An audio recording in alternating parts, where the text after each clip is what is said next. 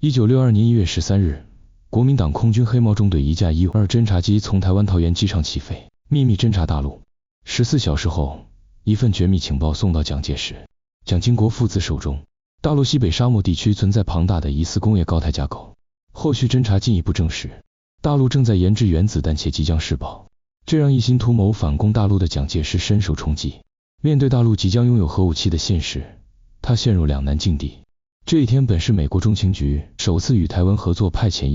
152侦察机侦察大陆的日子。起初蒋介石对美国提出的任务兴趣不大，只要求飞行员前往奉化溪口拍摄老家照片，却没料到最终等来的是中国共产党正在研发核武器的确凿证据。蒋介石之所以震惊，是因为中国最早计划研制原子弹的人正是他。而早在1945年抗战胜利后，国民党的种子计划就已启动，最终却被中国共产党赶超。1945年8月，美国在长崎投下原子弹后，公开了史麦斯报告。蒋介石对此格外关注，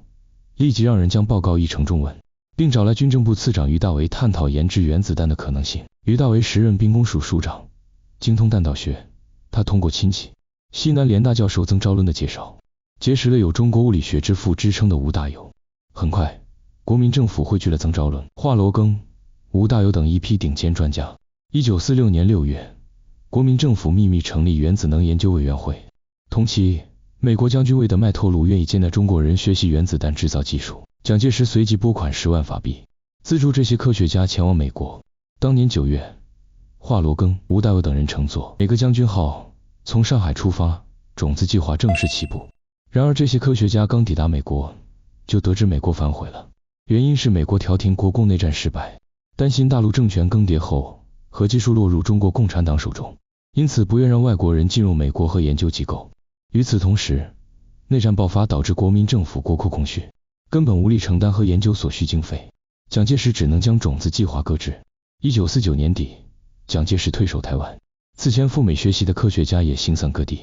种子计划彻底停滞。退守台湾时，原兵工署少将副署长唐君博成了蒋介石的王牌。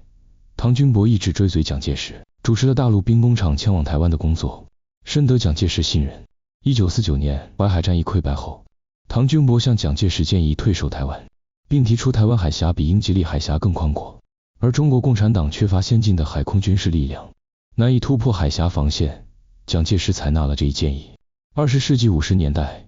台湾获得美国军事援助后，1961年2月，蒋介石命令蒋经国与美国中情局合作，在桃园成立黑猫中队。该部队专门负责刺探大陆核武器与导弹研发的相关情报。到60年代初，大陆西北地区的可疑工业设施逐渐增多，美国确认大陆有可能在1-2年内研制出原子弹，因此陷入坐视不管还是主动打击的两难抉择。蒋介石也急了。1963年9月，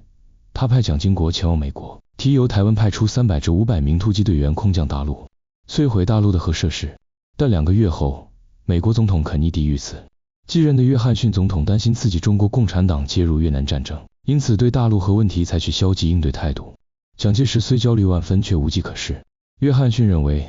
在苏联撤走援华专家后，大陆的核开发工作会陷入困境，因此无需急于应对。但蒋介石坚信大陆能集中力量办大事，核计划必定会成功。他多次向美国中情局副局长克莱恩表达不满，并暗示若美国不愿介入，台湾将采取自力救济的方式解决问题。既然美国选择袖手旁观，1963年国际原子能机构年会在维也纳召开时，蒋介石派唐君博参会，其真实目的是接触以色列原子能委员会主席大卫·伯格曼。伯格曼有以色列核计划之父之称，20世纪50年代曾与法国合作开展核研究。蒋介石看出以色列在核研发过程中缺乏资源，便提出愿与以色列合作。唐君博果然成功邀请伯格曼前往台湾。伯格曼秘密抵达台湾后，蒋介石在日月潭与他进行了为期3天的秘密会谈。伯格曼将以色列研发核武器的过程全盘告知。蒋介石兴奋不已，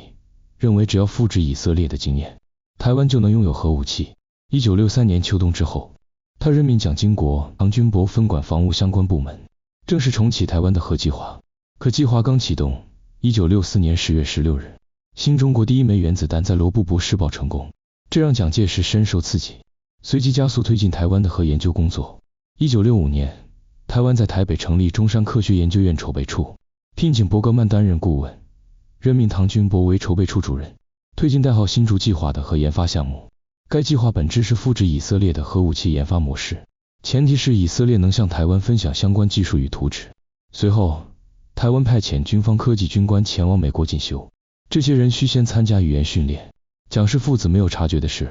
美国早已埋下地雷，通过训练表格掌握这些军官的背景信息，再在他们赴美期间进行拉拢收买。1976年返回台湾的核工程博士张宪义，就是当时被美国盯上并成功收买的人员之一。当时的中山科学院汇聚了台湾的顶尖科技人才，蒋介石对此信心十足，经常前往视察。有一次，他看到科学院门口一座火箭造型的储水塔，还举着拐杖问道：“这是不是我们造的原子弹啊？”蒋介石与伯格曼的一番苦心，以及新竹计划的后续发展，将在后续内容中详细展开。